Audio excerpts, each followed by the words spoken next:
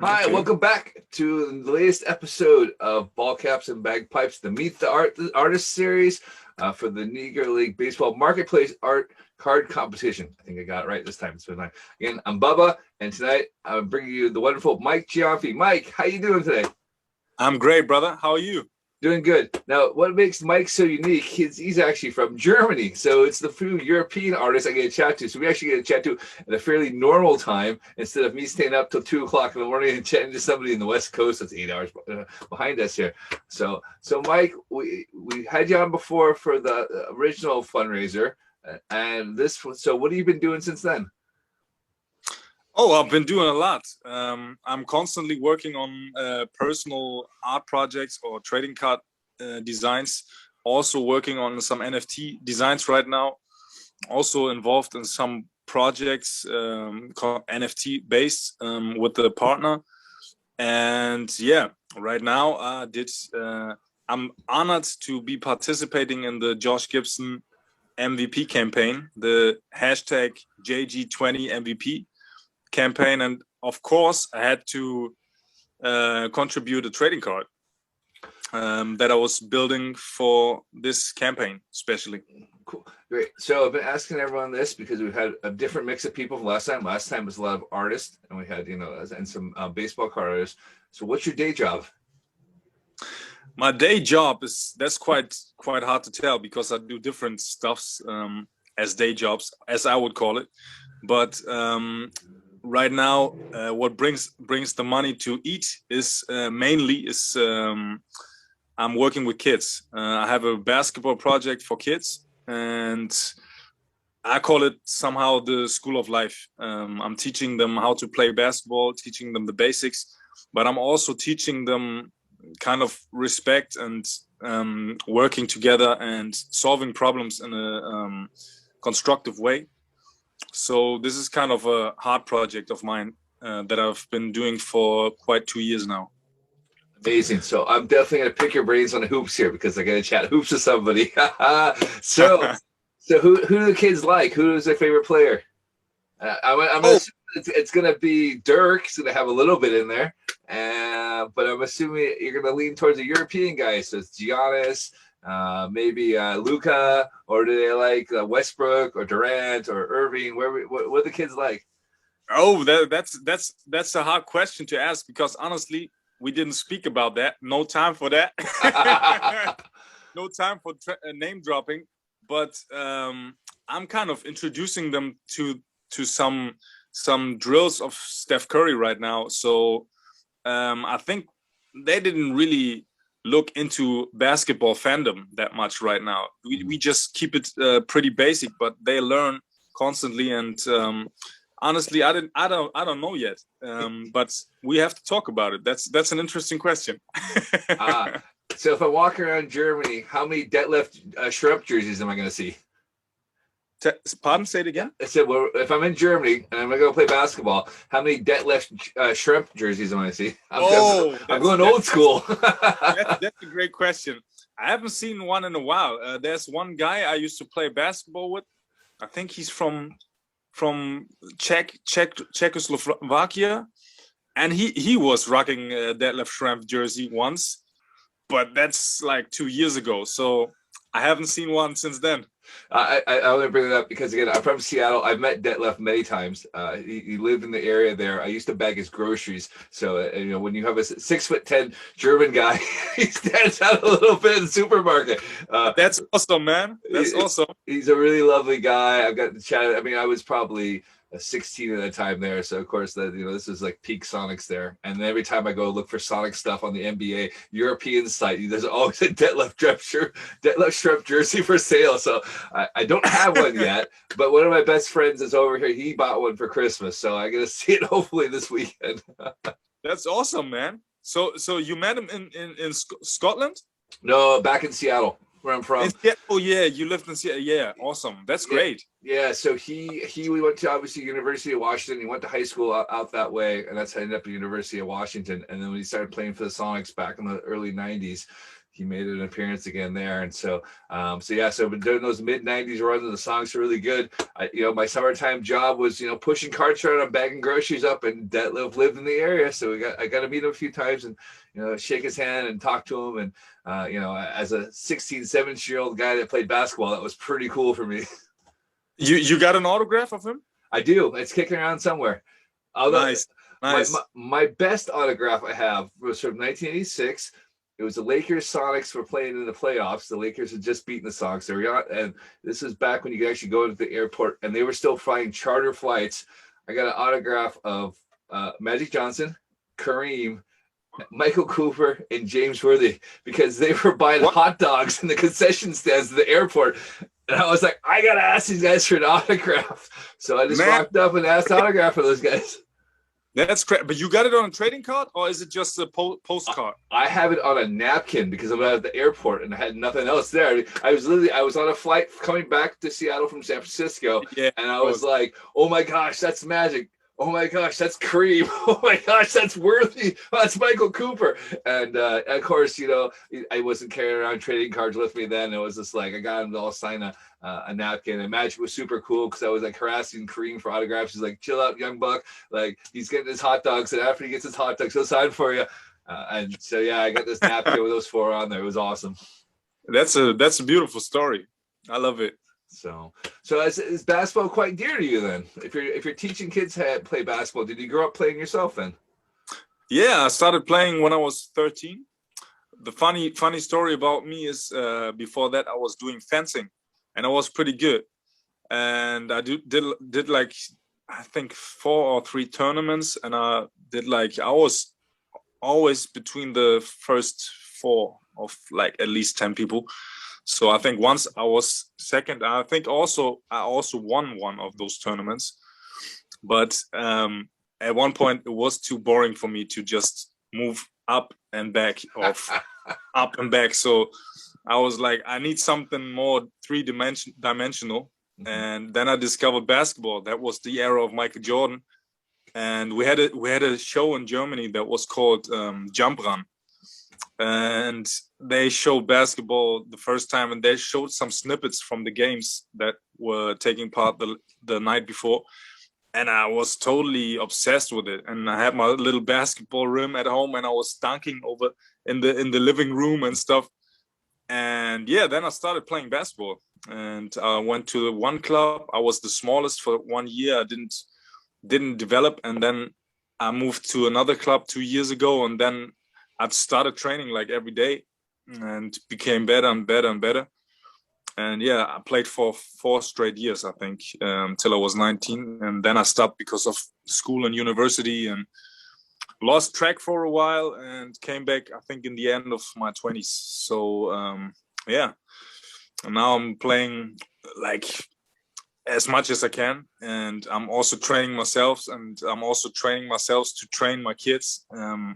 And my training is not the training from other coaches. Like they sit there and they tell them to do this, do that. I'm training with them. So it's more of like a personal coaching thing that I'm doing. So I think that's the difference, and that helps them to learn better and faster. And I'm very involved. So it's like more 3-dimensional training on that side too. That's really cool. I'm loving the basketball chat because I just got back into it after not, like I said, literally had not followed basketball since about 2007 because my songs disappeared. So I'm just getting back. I played basketball with a bunch of Greek guys, and they've reignited that passion there. So the courts in Scotland are rubbish. Like, they're just like not a good place to play. I've been to France. I've seen some basketball courts there were absolutely amazing. How are the basketball courts over in Germany? Oh, the basketball courts, it depends where you're at. In my era especially, they are kind of good. They did a good job on the floors sometimes, but you have some flaws here and there. You always find something where you say, like, why didn't they do it like the right way, directly? Mm-hmm. For example, you have a very nice court. It's a concrete court, but it's like, it's not straight. That's just like, yeah, why don't you do it straight? But the rims are perfect. They have like they are like the same, like an inside, and the backboards are perfect. They are huge, and it's quite professional. But yeah, it's not straight. So that's one thing. And then we have another court that is like the floor is perfect and the lining and everything, but you have those super tiny backboards. Yeah. I know what you're talking about. Yeah. It's like, come on, man. Why don't you build it right? I mean, but I don't want to complain. I'm pretty thankful that we have those courts here. And I think if you go, because I'm living a little bit outside of the city, and we have those 2 courts here in the surroundings of, I think, 3 kilometers. If you go to Hamburg inside, then you have many courts, but a lot of them, they are pretty old, and I think they are kind of rough, and they need to be renewed at some point. But you have some pretty nice courts here. I don't want to complain, and yeah, it's good. You can train there, you can work with it. Exactly. You can always work with it. Like I said, even if the rim's bent a little, you still can work with it. Yeah, that's true. I absolutely there. Yes. I guess, like I said, my biggest complaint is I go to places and it's a 8-foot or 9-foot hoop. I'm like, no, I can't play with that. Because I think that just teases me, because I have no vertical leap. So nobody even has an 8-foot rim, I still can't dunk on it. I feel you. But on those 8-foot rims, I did some quite neat things when I was younger. My jumping ability, I lost it, but back in the days I could do some pretty nice things. I miss those. We did have 8-foot rooms, and we did have dunk contests on there, and they were a lot of fun. I was taking part in slam dunk on 3.5 rims, on the regular rims. Regular rims, yeah.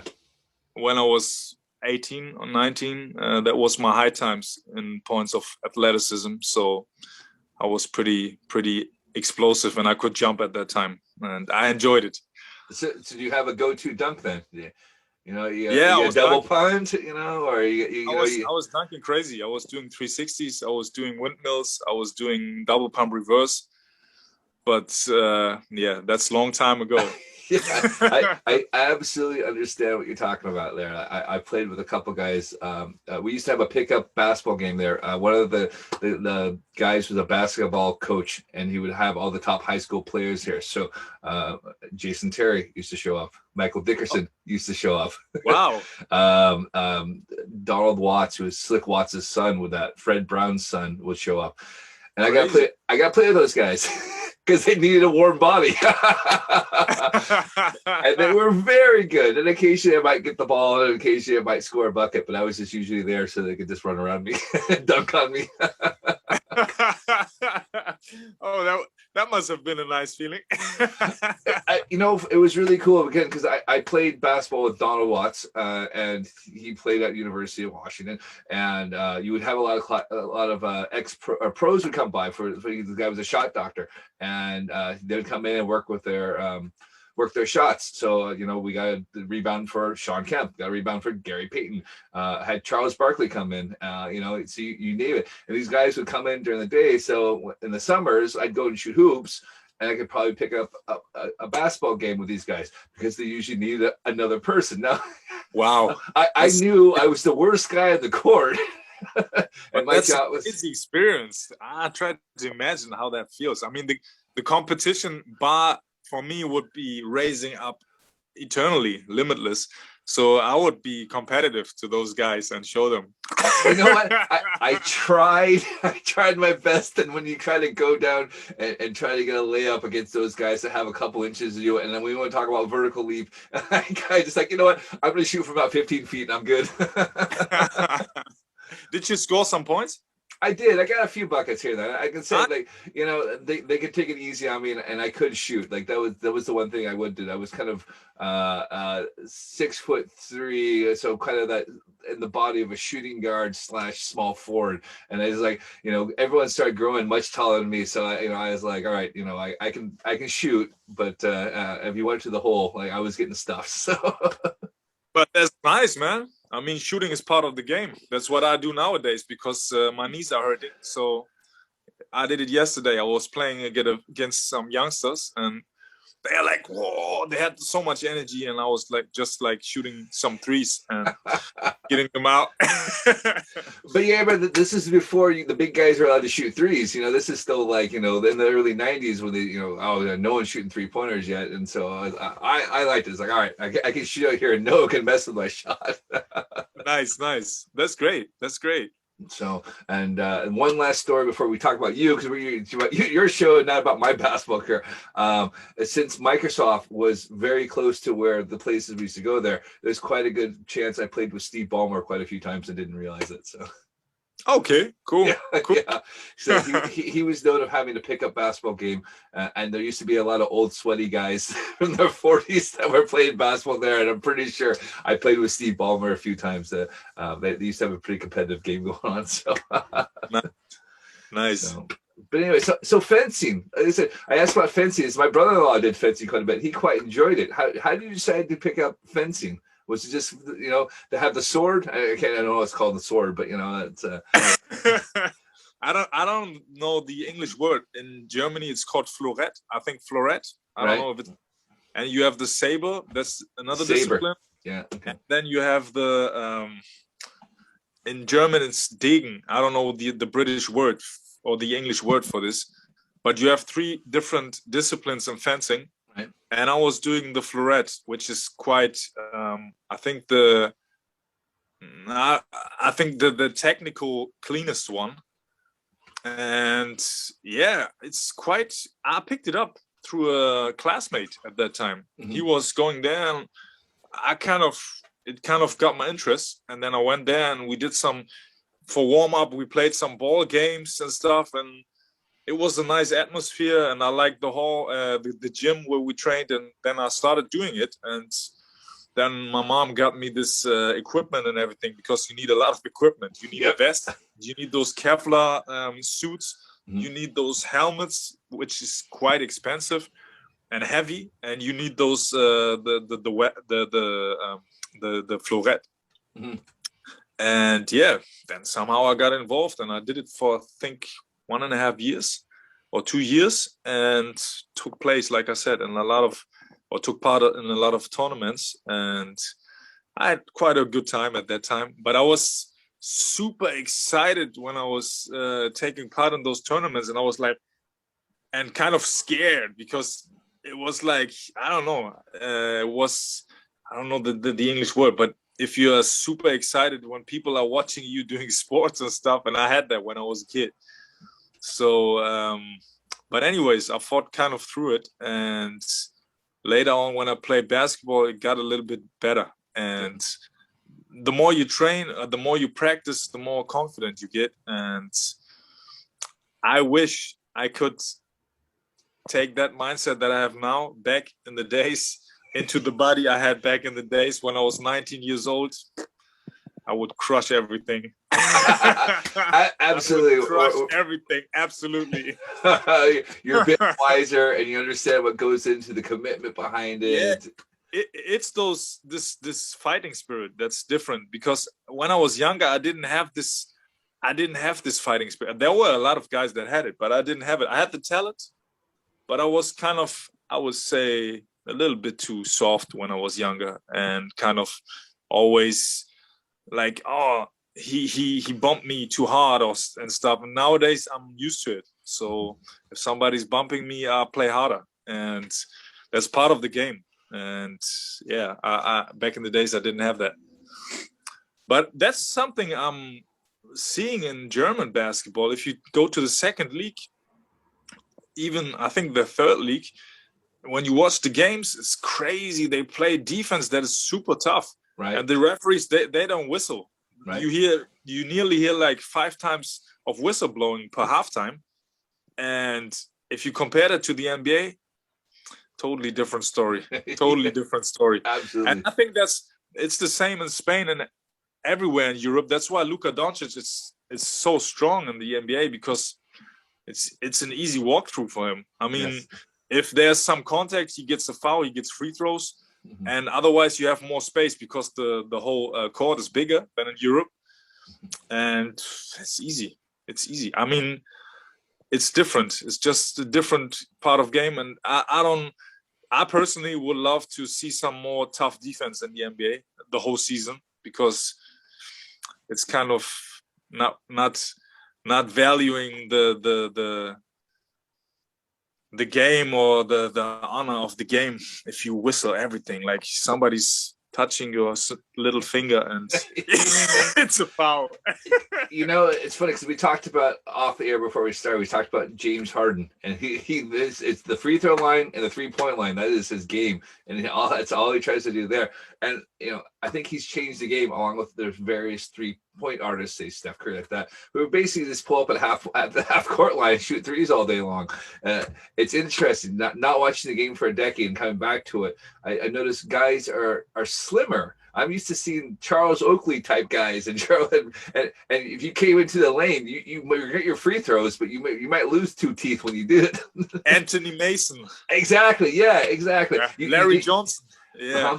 And I was just amazed that there are still a couple guys built huge, but it's not like it was before. I mean, I was surprised how the new players are so slim, and they're not made to go and go down the lane and take a foul. They just want to stay out and 3-point line and shoot from 10 feet behind the 3-point line.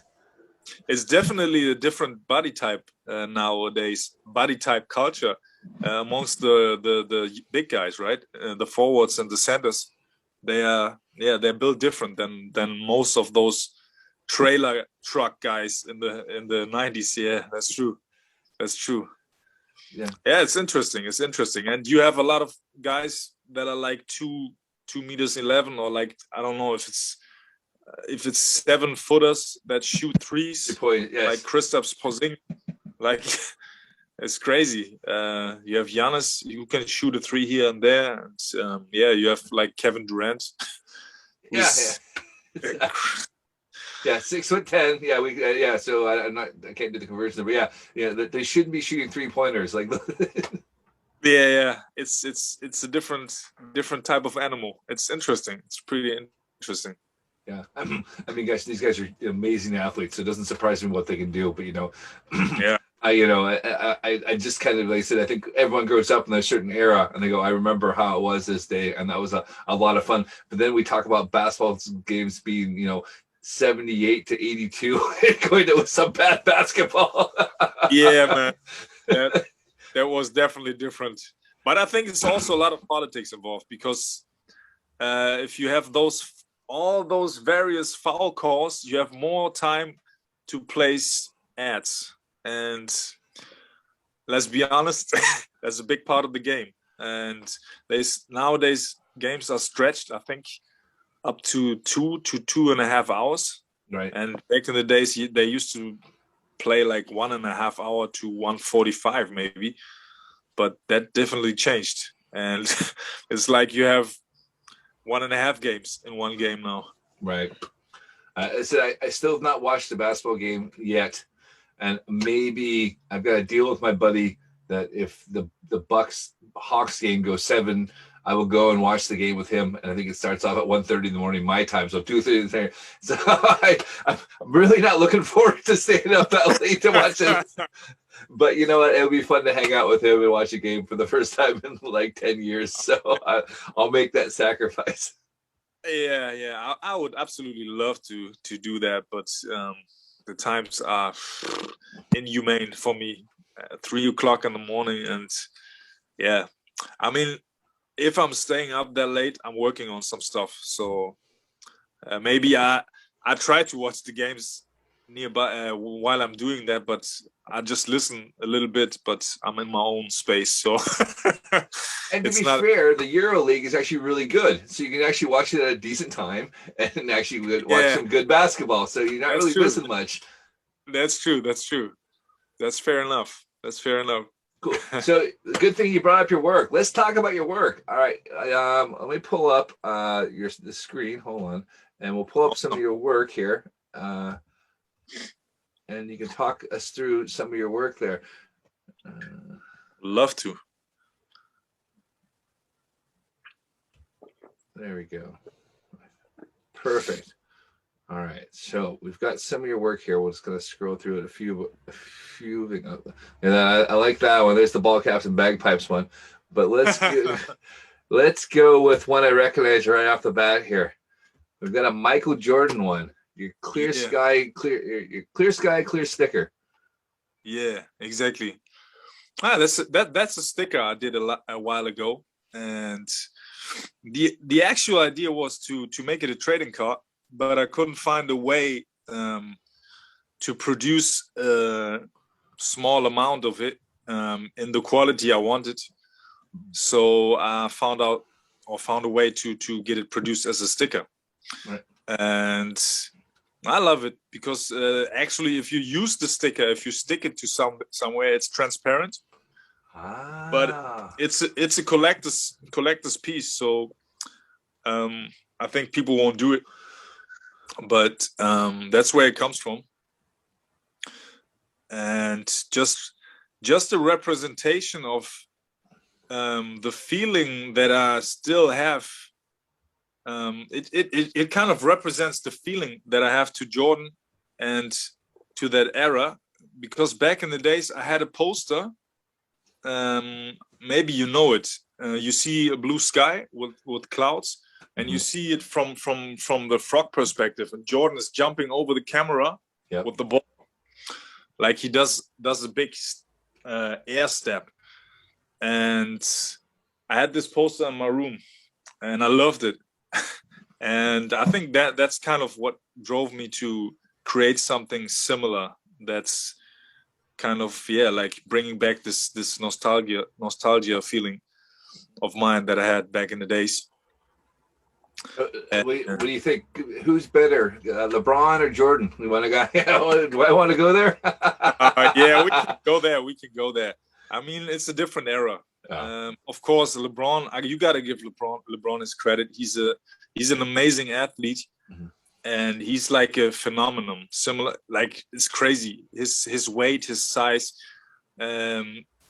He's kind of like, his injury report is quite good. I mean, for the pounds he brings on the scale and the intensity he's playing with, he's an incredible smart player. And yeah, in terms of stats, he's amazing too. But I have to say that like defense is different nowadays. So I would say that's just my personal opinion, my humble personal opinion. If you put LeBron in the era that Kobe or Jordan grew up, it would maybe look a little bit different. But I don't want to take away from him.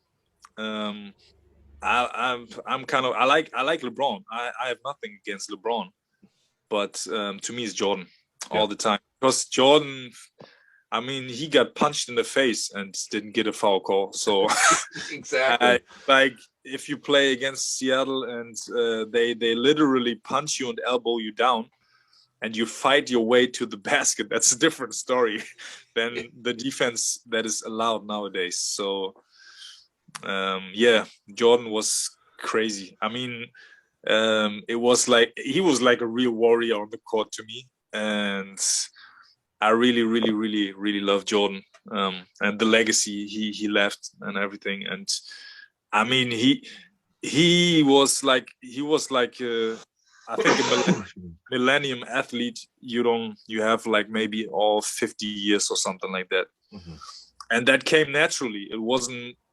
created. It wasn't a hype that was created, and I think it wasn't designed. It just came more naturally.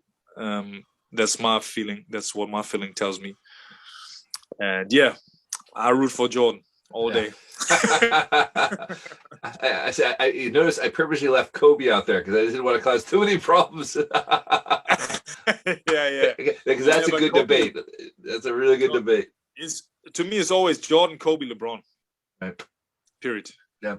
Like I said, all three different eras, and all three are obviously amazing. Like I said, and everyone's gonna have their personal favorite, and you can't argue with any of them because all of them have just immense talent. Absolutely. And if we are putting this debate or the GOAT debate on, we have to pay respect to Will Chamberlain, because That guy is crazy. He still holds, I think, like 40 plus records for more than 30 years. Yes. And I wasn't educated enough about it, but I watched the documentary and I was like, wow, that guy was crazy. That was like a totally different type of species. I mean, he was not just a good basketball player. He was also good at tennis, at sprinting, at jumping, at you name it. That guy was crazy. He was like a phenomenon. Absolutely. Yeah. Like I said, I mean, everyone's got a different, I mean, you can throw Bill Russell in it, 10 titles in 12 years, you can throw Dr. J and his immense talents in there. And, there's a lot of guys out there that you can add to the argument, and everyone different played a different era. And it's hard to really evaluate who would have been the best, because you have to put that person in that era. Okay, would LeBron, survive in the 70s? Would Wilt Chamberlain do all right in the 2000s? It's a different ballgame. That's an interesting perspective to put it. Absolutely. And I think, I don't like this this title GOAT anyways. I don't like it in music. I don't like it in art, because it's like it limits everything, and it's not possible. It's like humans are different. Everybody's different, and it's the same with sports, with arts and everything. There wouldn't be that guy without that guy. There would be no Kobe without Jordan. There would be no LeBron without Kobe. So it's like, it's evolution. And I don't like this, like, he's the best of all time. This is like, to me, the whole debate is stupid.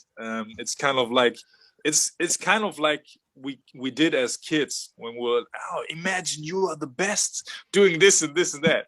So that's quite fun, but it's not realistic, because in real life things are different. Like you said, every era had its time, and every era had its superstars, and you can't really compare them with each other. It's not possible. No, exactly, because he said everyone's built on everyone else's legacy previously. So, it's hard to say, would Jordan be a great point guard or shooting guard now, because everyone's shooting threes. Like I said, we wouldn't be shooting threes if it wasn't for everything that happened in the 80s and 90s. That's true. And maybe Jordan would nowadays shoot way more threes than he did back in days. That's also very thinkable. Like, maybe he would practice his 3-point shot to an extent where he would take like 20 shots per game. You don't know. But at that era, it wasn't, I think they took like 7 3-point shots per game or something like that. Yeah, it just didn't happen. I mean, I remember when Charles Barkley was hoisting him up and everyone was laughing at him because he couldn't hit the side of the backboard. So, the game's just evolved. And you said we have to even look back to the 70s, and you have to look at the ABA, who actually invented the 3-point line that was only adopted by the NBA. So, it's all got a different era. So Absolutely. Excuse me for 1 second. Yep. All right, Mike is going to go grab something real quick. And I've got his Jackie Robinson card. Now, this Jackie Robinson card is one he did, looks like about 10 weeks ago. And I'll ask him about if he sold it yet or not, because this must have come out for the Jackie Robinson Day back in April, if I'm doing my math right. But if not a big deal. And he's got another really cool card. Now, everyone knows I do like the Project 70, and he's done a Hank Aaron card, which I think is absolutely amazing, and it's inspired with the beautiful and refreshing patterns of traditional African fabric. So I think this is actually really cool here. Hank Aaron card, and it'd be really cool if Project 70 was made in there. I'm looking at your Project 70 card. Oh yeah, thanks. Amazing. I love it. Didn't look at it for some days. Yeah. That would be amazing if they would realize it. I would love it. Tops Project 70, reach out to me. All right, you know what? I know some of the artists in there. I'll see what they can do, and that would be actually really cool. So yeah, absolutely. And I got some more in my sleeve. So we could definitely work a nice series out. And yeah, I would love to be part of that project, because I think it's a cool thing. It's a cool project, and they raised it from Project 2020 to 70 now. I think next year maybe it's Project 100. So I think There's some space. For my wallet book, my checkbook, I hope it doesn't go to that. I've already spent way too much money on both sets of cards. I can't afford any more cards. I see, man. I hear you. I think that's really kind of it. It's like I found the cards last year. I loved them. Did the Negro League Baseball Museum fundraiser to see more cards. Of course, this gives me a chance to talk about your card for the Josh Gibson MVP 20 campaign. And it's just like, I need a break. I can't afford any more of these cards.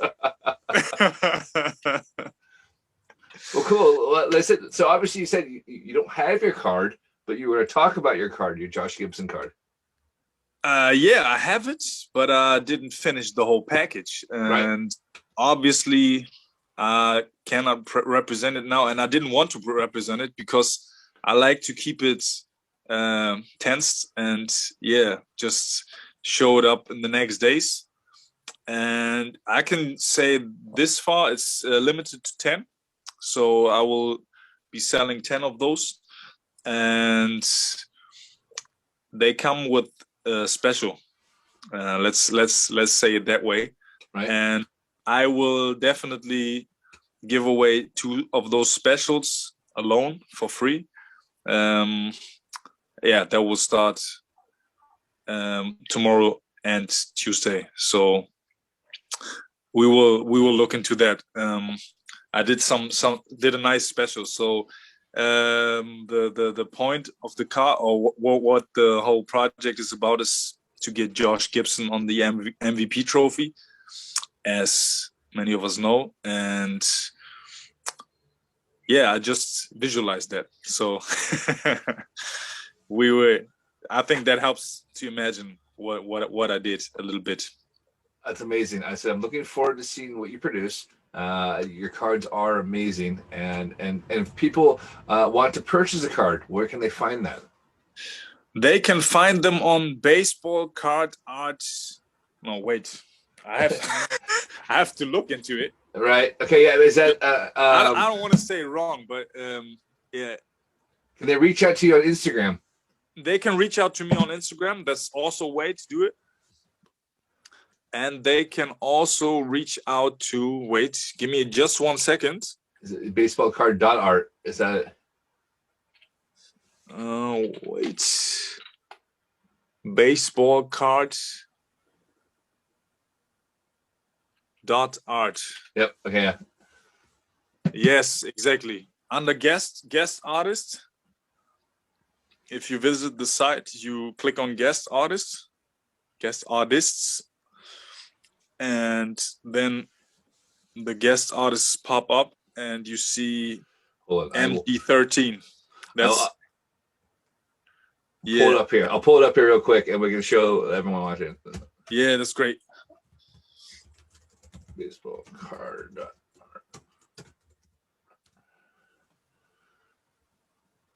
And that's Matthew Lee Rosen's sites. If you're familiar with Matthew Lee Rosen, he does have guest artists on there, and he has Mike's card on there. Exactly. And check out Matthew Lee Rosen. He does amazing art as well, like those crazy gum sticker trading cards in those slabs. I love it. And yeah, that's his site. He does a really good job on putting everybody on the map. And yeah, that's where you can purchase my cards and the stickers as well. There are a few still available, I think. All right, so you got your Jackie Robinson card, you got your Satchel Paige one, you got your Michael Jordan Chrome sticker, and Alvin Iverson holofoil flare sticker. Yep, and your card will be up when you launch. And which day are you launching your card on? Do you know? Launching it on the coming Friday, the 2nd of July. 2nd of July. All right, so people can look for it on the 2nd of July, and Matthew will have it posted there.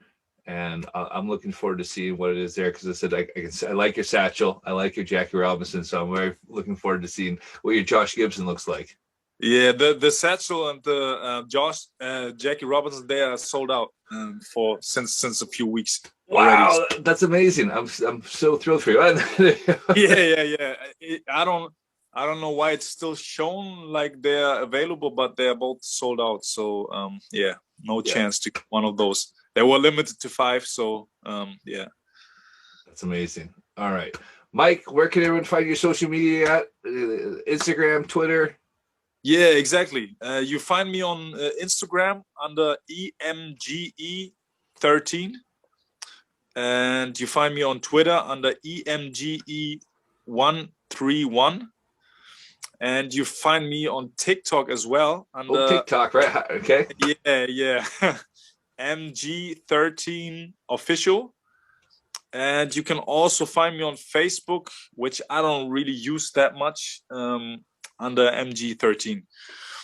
Brilliant. And yeah, I'm also on Dribble on Behance with my real name, Mike Jamfi. So you can find me everywhere. But I think if you type in MG13 on Google, I think all the social media channels will pop up. That's right. We'll get them all for you, Mike, and we'll post a link with the video there. So if people want to find your information, we'll have everything listed in the bio for you. So awesome. And people shall definitely watch out to what I'm posting the coming 3, 4, 5 days till the release, because I will keep them updated on Twitter and on Instagram and on TikTok and wherever you find me.